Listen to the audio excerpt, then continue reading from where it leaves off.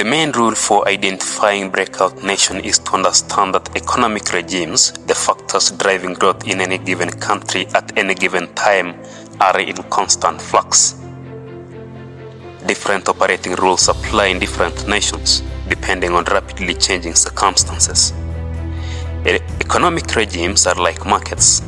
When they are on a good run, they tend to overshoot and create the condition for their own demise. Popular understanding tends to lag well behind the reality. By the time a regime's rules have been codified by experts and hashed over in the media, it is likely already in decline. That dynamic underpins Goodhart's law, coined by former Bank of England advisor Charles Goodhart. Once an economic indicator gets too popular, it loses its predictive value. In a period of impending change like this one, with the painful ending of a golden age of easy money and easy growth, it is typical for people to cling to dated ideas and rules for too long, particularly notions that minimize or explain away potential risk. The most dramatic recent example is the idea that the basic tools of economic stimulus, lowering interest rates and raising public spending, can end a business cycle, not only in the United States but also in the developing world. In the emerging markets, there has also been a disturbing tendency among leaders to take credit for boom times and blame bad times on the West. That phenomenon was widespread in the late 2011, as many leaders attributed any slowdown in emerging markets to contagion from Europe, forgetting that lending from European banks was a key driver for the boom in the first place. Another dated idea is the rise of demographic analysis as financial consulting industry. Because China's booms was driven in part by particularly large generation of young people entering the workforce, there is now a small army of consultants who score census data looking for similar population boomlets as an indicator of the next big economic miracle. These forecasts often assume that these workers have the necessary education and skills to be employable and that governments will find gainful employment for them. In a world where a rising tide was lifting all economies, this made brief sense, but economic conditions will change.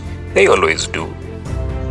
One way or another, all the rules flow from understanding the current economic regime, recognizing the pace of change, determining whether it is moving in productive or destructive directions, and whether it is creating balanced growth across economic classes, ethnic groups and regions, or precarious imbalances. It is not just a cultural oddity that new wealth in Warsaw is boring and understated, while the style of the Mexico elite is garish and overstated. It is a sign that Poland has more serious future than Russia's does, because Poland is spending more money wisely. On the other hand, it is not always a good sign when celebratory headlines announce that such and such company is going global. In countries like Mexico or South Africa, which still have underdeveloped consumer markets, companies going global may be a bad sign if they are voting with their feet against the way politicians are governing the national security. It is also not just a nasty shock for European tourists that everything from a Bellini to a taxi ride feels like it cost a fortune in Rio. It is a symptom of the overpriced Brazilian currency, the real, and of the general rule that a cheap currency is a sign of competitive strength.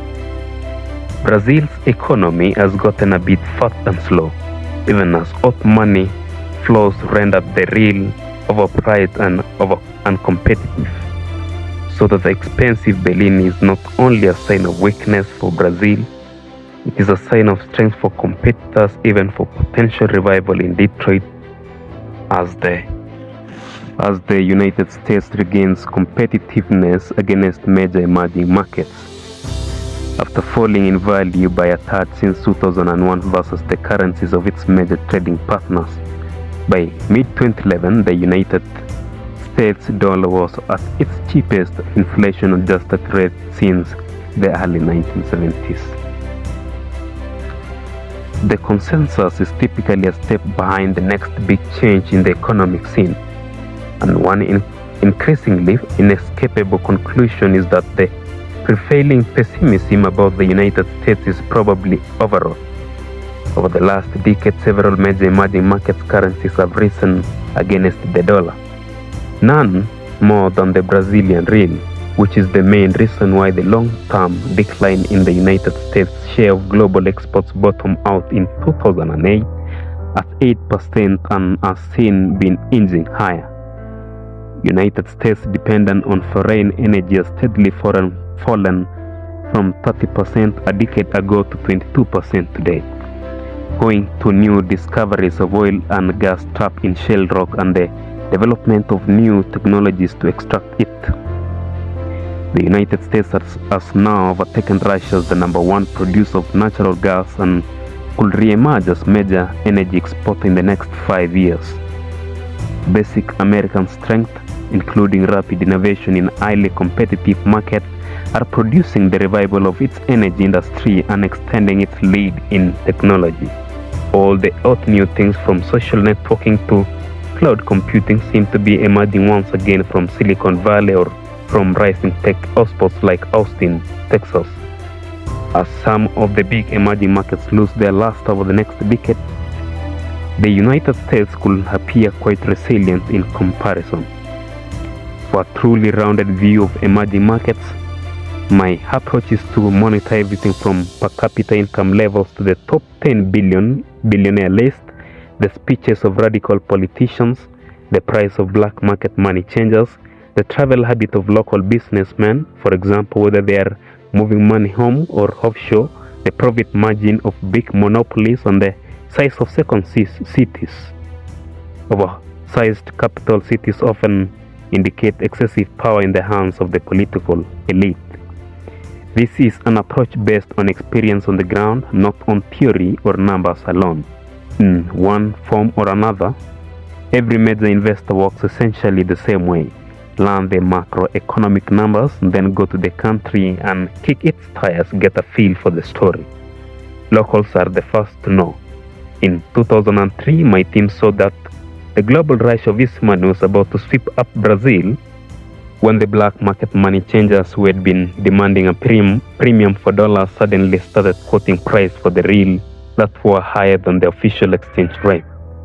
A nuanced perspective on individual nations may not have mattered so much even a decade ago, when the developing economies represented less than 20% of the global economy and merely 5% of the world stock market capitalization. As of 2011, emerging markets represent nearly 40% of the global economy and just under 15% of the total value of the world stock market. These economies are now too big to be lumped into one marginal class and are better understood as individual nations. This is chapter 1 done. Thank you for being with us. Follow and like for more episodes.